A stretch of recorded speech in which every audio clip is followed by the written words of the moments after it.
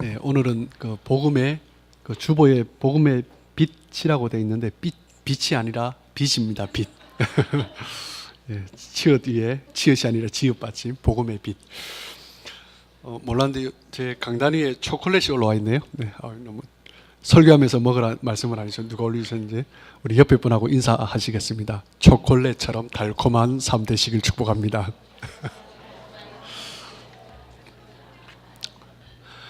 네, 오늘 성경은 네, 우리 칭찬 좀 하고 시작하시죠.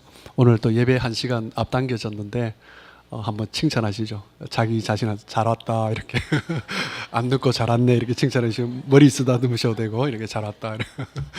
네, 네, 복음의 빛이라는 제목으로 말씀 나누길 원합니다. 오늘 성경은 그 빛에 대해서 언급합니다. 여러분. 빛 하면 혹시 여러분은 어떤 게 먼저 떠오르시나요? 사람마다 다르겠죠.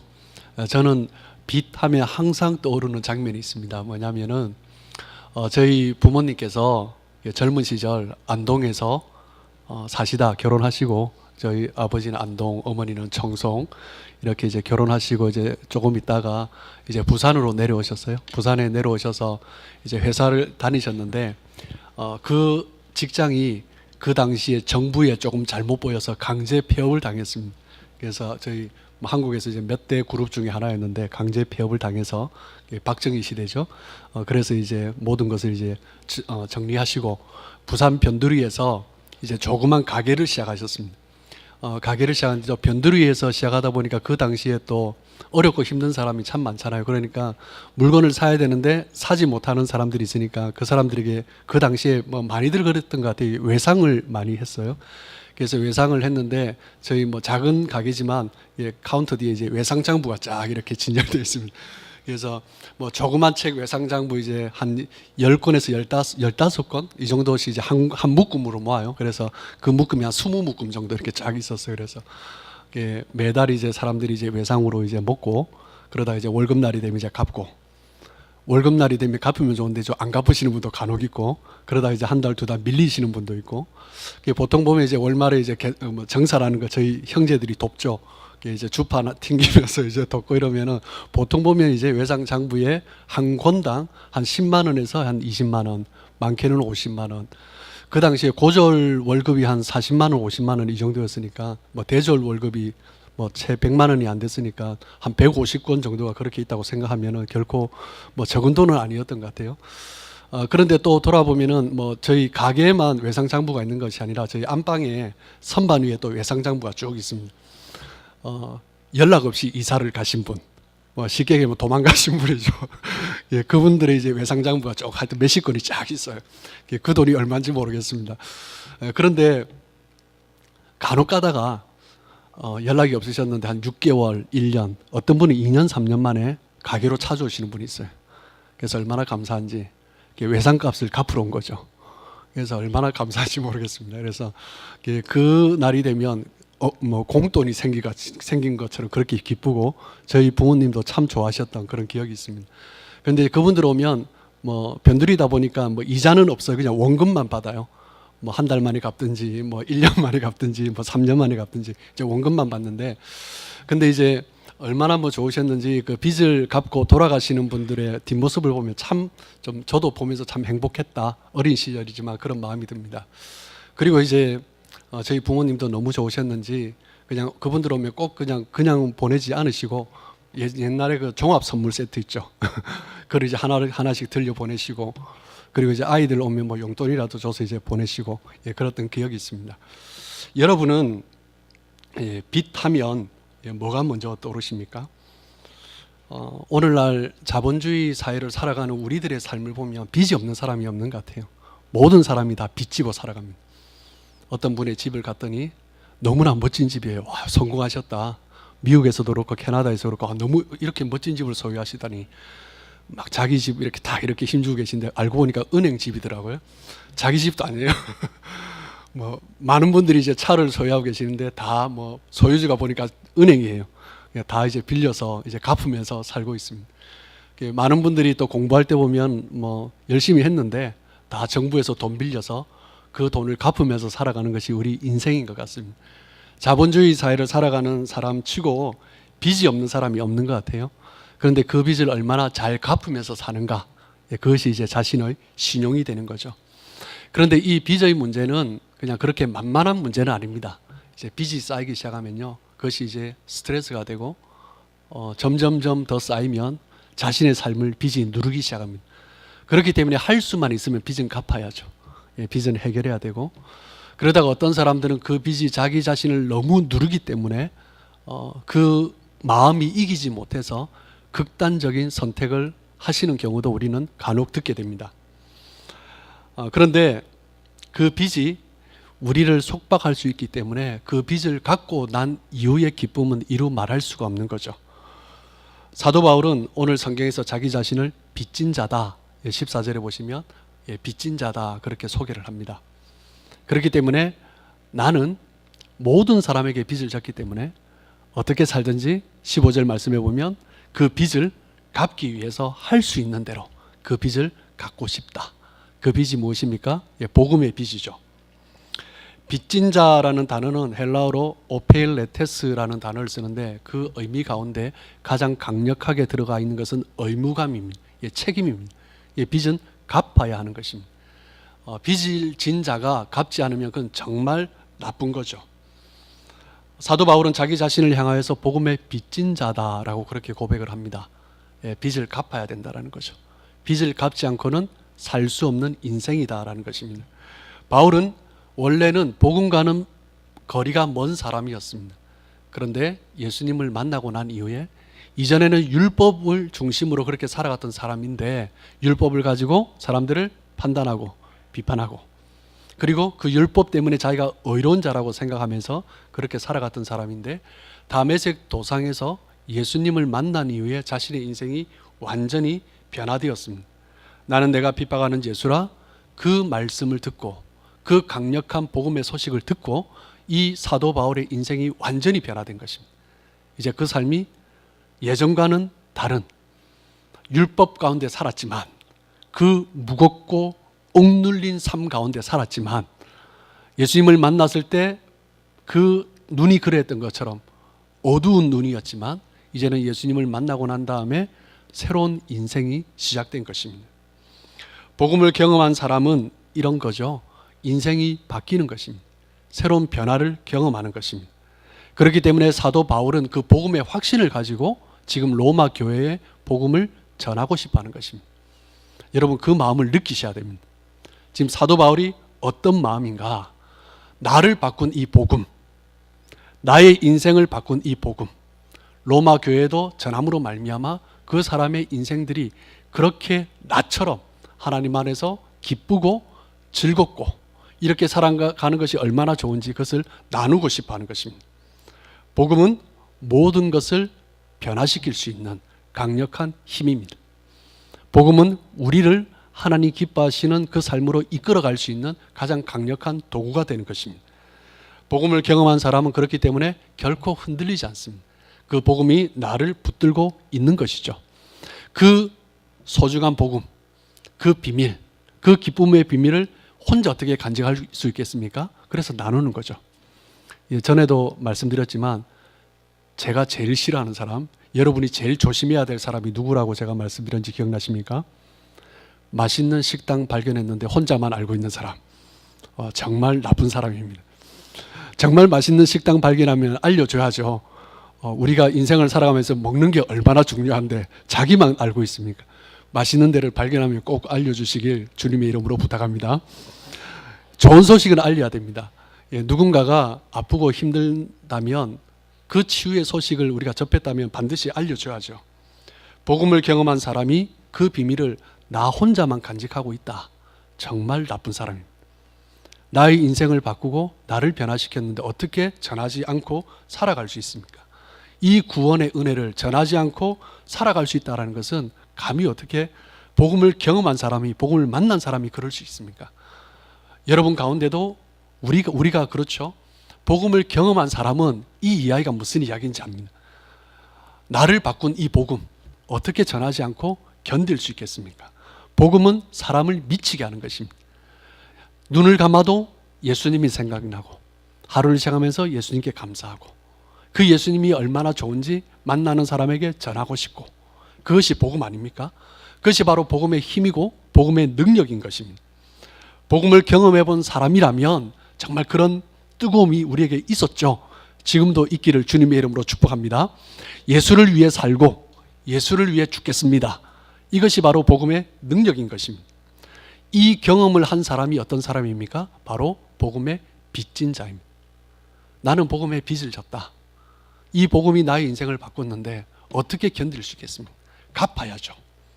이 마음이 바로 사도 바울의 자연스러운 마음인 것입니다. 내 인생을 바꾸고 내 삶을 송두리째 변화시켜 놓은 그 복음을 결코 입을 다물고 살아갈 수 없는 것입니다. 혼자만 알고 있는 것에 대한 부담감은 당연히 빚진 자의 의식으로 연결되는 것입니다. 전하지 않으면 내가 빚을 지고 있는 거죠. 너무나 좋은 것을 알고 있다면 자연스러운 부담감이 생기는 거죠. 그것을 전하고 싶어 하는 것입니다. 우리가 이 세상을 살아가는 동안 가장 중요한 일은 무엇입니까?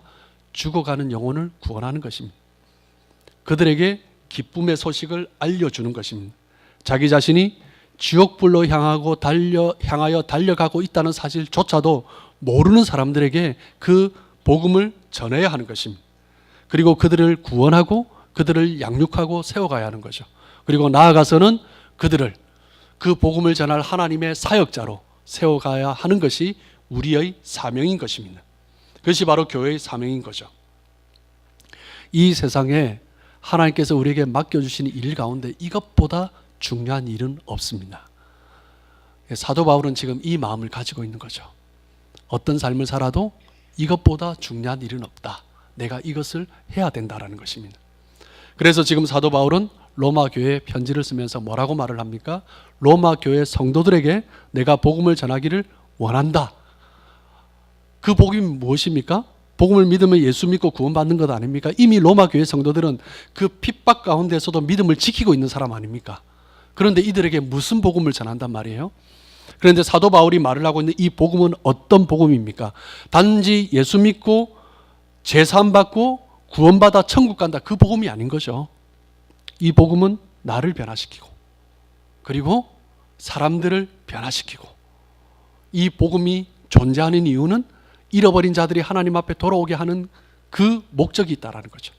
그 복음을 전함으로 말미암아 로마 교회 성도들이 함께 사도 바울과 땅끝까지, 저 땅 서바나까지 하나님의 복음을 증거하는데 같이 힘을 모아 동력하자라는 거죠. 그 복음을 전하고 싶어 한다라는 것입니다. 하나님은 보잘것없는 우리를 지으시고 구속하셨습니다. 하나님은 우리를 얼마나 소중하게 생각하는지 모르십니다. 우리 이사야 43장 1절 말씀, 너무나 우리가 잘 아는 말씀인데요, 우리 한 목소리로 같이 한번 봉독했으면 좋겠습니다. 시작. 야곱아, 너를 창조하신 여호와께서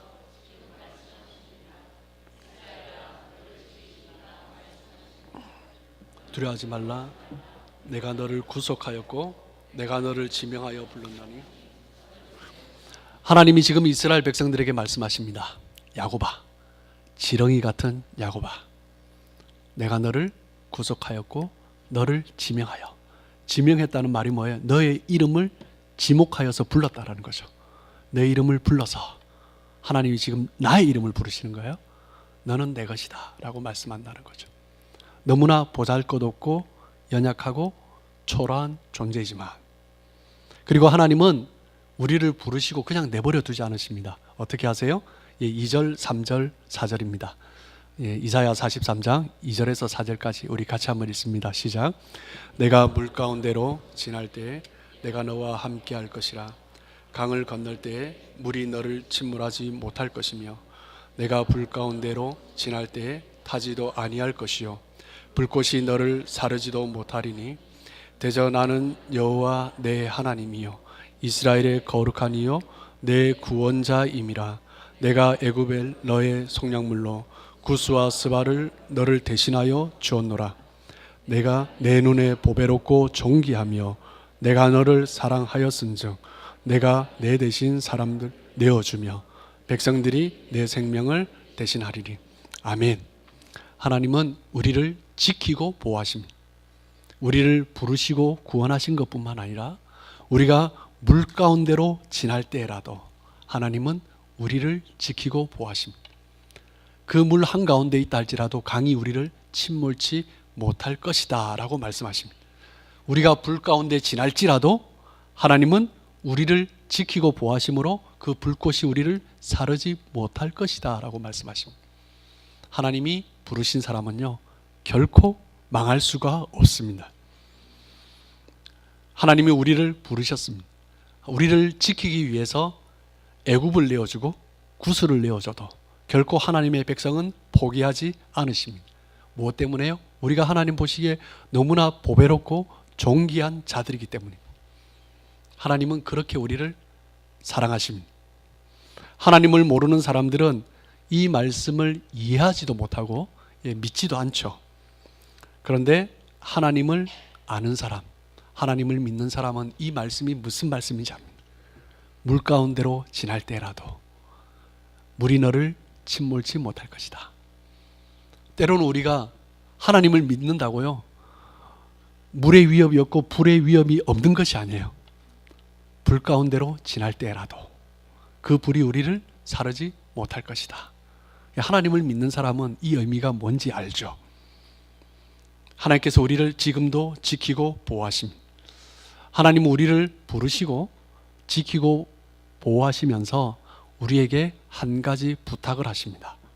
무엇입니까? 이사야 43장 말씀을 계속 보시면요, 7절 말씀입니다. 같이 읽습니다. 시작. 무릇 내 이름으로 불려지는 모든 자 곧 내가 내 영광을 위하여 창조한 자를 오게 하라. 그를 내가 지었고 그를 내가 만들었느니라. 하나님은 그의 백성들을 부르시고 지명하여 구속하신 다음에 그들을 지키시고 보호하셔서 한 가지 부탁을 하십니다. 뭐라고요? 내가 부른, 내가 지은 그 사람들 나에게로 오게 하라. 내가 지었는데 나를 떠난 그 사람들, 어둠 가운데 있는 사람들, 그 사람들을 나에게로 불러주지 않겠니? 라고 말씀하시는 거죠. 이 마음이 바로 사도 바울이 가진 마음입니다. 하나님께서 나를 부르셨고 나를 부르신 이유가 하나님을 떠난 그 사람들을 부르도록 하기 위해서 부르셨다라는 거죠. 하나님의 은혜로 구원을 받은 모든 사람들이 가진 마음, 이 마음이 바로 빚진 자의 마음인 것입니다. 이사야 43장 12절입니다. 자, 같이 읽습니다. 시작. 내가 알려주었으며 구원하였으며 보였고 너희 중에 다른 신이 없었나니 그러므로 너희는 나의 증인이요 나는 하나님이라 여호와의 말씀이니라. 내가 알려주었고 구원하였고 보여주지 않았니? 나를 증거하지 않겠니? 너희는 나의 증인이다. 나의 증인이다. 나를 모르는 사람들에게 너희들이 말해주지 않겠니? 라고 말씀하시는 것입니다. 하나님은 하나님의 영광을 위해 우리를 지으시고 부르시고 우리를 지키고 보호하시고 그리고 영광을 위해 우리에게 맡겨주셨습니다. 우리가 작년 초반에 같이 나눈 에베소서 말씀에도 동일한 말씀을 주십니다. 우리 2장 10절입니다. 시작. 우리는 그가 만드신 바라 그리스도 예수 안에서 선한 일을 위하여 지으심을 받은 자니 이 일은 하나님이 전에 예비하사 우리로 그 가운데서 행하게 하려 하십니다. 우리를 지으신 이유가 뭐라고요? 선한 일. 이 선한 일이 뭐라고 제가 설교했는지 기억나십니까? 다 기억 못하시는 게 저를 도와주시는 거죠. 이 선한 일이라는 것은 하나님이 지으시기 전에 악함이 없는 상태, 죄가 없는 상태, 전혀 이 땅 가운데 죄악이 없는 상태, 죄가 우리를 흔들어 놓지 못한 상태, 히브리어로 토브, 선한 일. 하나님이 천지를 지으시고 매일매일 하나님 보시기에 좋았더라 라고 하셨을 때 그때도 쓴 단어가 이 토브, 하나님 보시기에 좋은 상태, 선한 상태, 죄가 없는 상태. 창세기 3장에 인간이 타락하기 이전의 그 상태인 것입니다. 하나님과의 관계가 하나님의 말씀 가운데 하나 되는 관계예요. 그 선한 일을 위하여서 우리가 지음을 받은 존재다라는 것입니다. 우리가 이 세상을 살아가면서도 우리가 꼭 기억해야 될 것은 무엇입니까? 나는 선한 일을 위해 지음받은 존재다라는 거죠. 돈을 벌어도 하나님과의 관계가 바로 세워지기 위해서, 내가 출세를 해도 하나님의 영광을 위해서, 사람들이 나를 좋아해주고 인기가 많아져도 하나님의 이름을 높이기 위해서, 그것이 하나님께서 우리를 부르신 선한 일이다라는 거죠. 사람들은 누구나 욕심이 있습니다.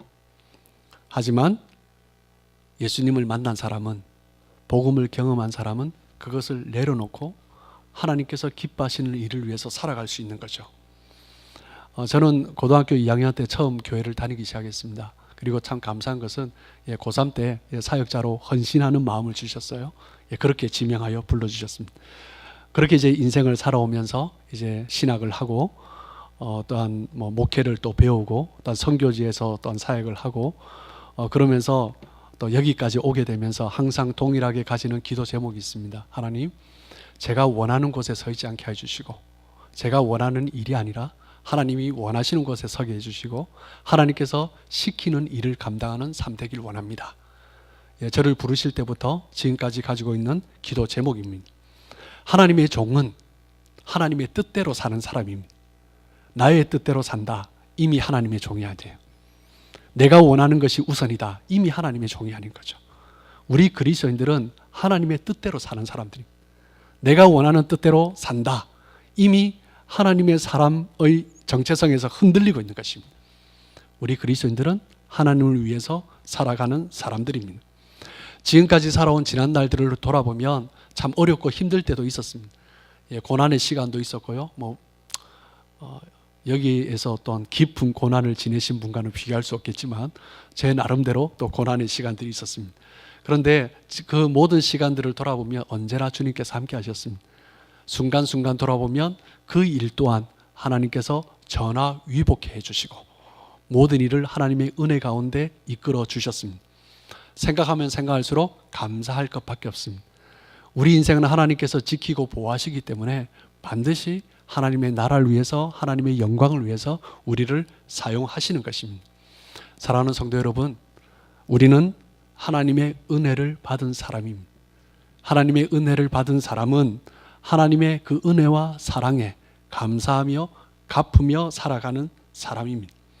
누가 뭐라고 하지 않아도 하나님 앞에 감사하고, 우리 인생 가운데 가장 중요한 것은 하나님의 기쁨을 위하여서, 하나님의 영광을 위해서 살아가고 싶고, 그것이 나의 첫 번째 소원이 되고, 그 사람이 바로 하나님의 종이요 하나님의 사람인 것입니다. 사람들이 예수님께로 모여왔습니다. 예수님이 말씀을 전하시고 기적을 베푸셨습니다. 사람들이, 광야에까지 사람들이 모여들었습니다. 그때 예수님께서 뭐라고 말씀하십니까? 요한복음 6장 26절 말씀입니다. 자, 시작. 예수께서 대답하여 이르시되 내가 진실로 진실로 너에게 이르노니 너희가 나를 찾는 것은 표적을 본 까닭이요 떡을 먹고 배부른 까닭이라. 수많은 사람들이 왔는데 예수님의 말씀이 아니라 표적을 보고 배부르기 위해서 온 거죠. 27절 말씀, 썩을 양식을 위하여 일하지 말고 영생하도록 있는 양식을 위하여 하라. 이 양식은 인자가 너에게 주리니 인자는 아버지 하나님께서 인치신 자니라. 영생하도록 있는 양식을 위하여 하라. 그 일이 무엇입니까? 그래서 제자들이 묻습니다. 28절 말씀해 보시면 그들이 묻되 우리가 어떻게 하여야 하나님의 일을 하오리까? 그렇다면 하나님의 일이 무엇입니까? 라고 질문하죠. 그때 29절에 예수님이 대답하십니다. 자, 시작. 예수께서 대답하여 이르시되 하나님께서 보내신 일을 믿는 것이 하나님의 일이니라 하시니. 예수님의 말씀을 듣기 위해서 수많은 사람들이 모여들었습니다. 그들에게 사람들에게 예수님이 말씀하십니다. 하나님의 일을 해라. 하나님의 일이 무엇입니까? 하나님을 믿는 것이다. 하나님을 믿는 것이 우리가 첫 번째 해야 될 일입니다. 예수님 앞에 모여든 사람들, 예수님의 제자들, 첫 번째 해야 될 일이 무엇입니까? 하나님을 믿는 것입니다. 하나님에게는 불가능한 일이 없습니다. 하나님이 행하십니다. 그리고 그 예수를 믿는 것, 그것이 우리가 해야 될 일이죠. 그리고 이 예수님의 말씀에는 그것이 포함됩니다. 무엇이 포함됩니까? 하나님을 믿지 아니하는 자들이 하나님을 믿도록 하는 것, 그것이 바로 하나님의 일인 것입니다. 우리가 해야 될 일, 그것이 바로 하나님을 우리가 바로 믿는 것이고 하나님을 모르는 자들이 하나님을 믿도록 우리가 안내하는 것입니다. 여러분, 이 세상에서 가장 지혜로운 사람이 누구입니까? 지혜로운 사람을 찾으라 하면 여러분 누구를 찾겠습니까? 요즘 지혜로운 사람 찾으라 하면 투자의 기재를 찾습니다.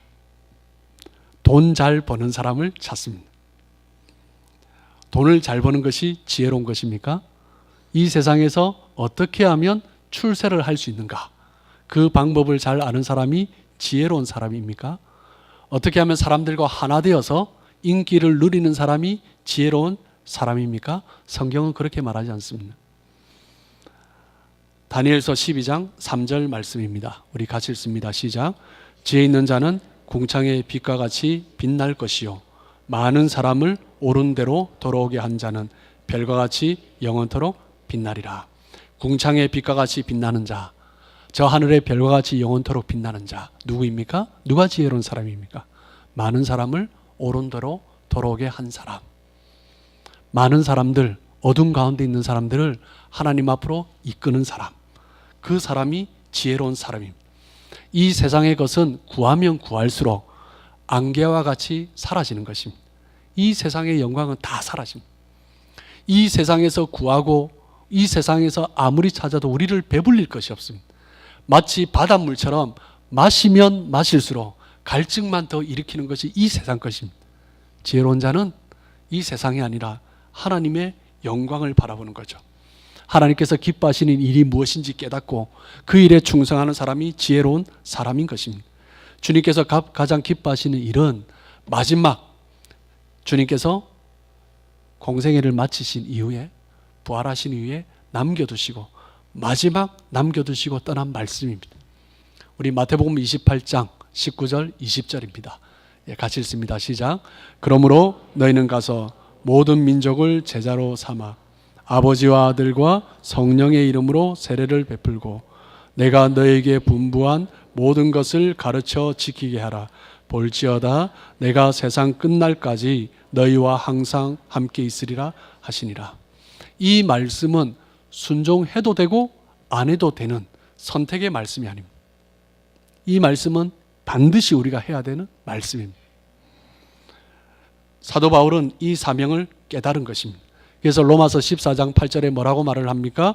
우리가 살아도 주를 위해서 살고 죽어도 주를 위해서 죽나니 그러므로 사나 죽으나 우리가 주의 것이로다.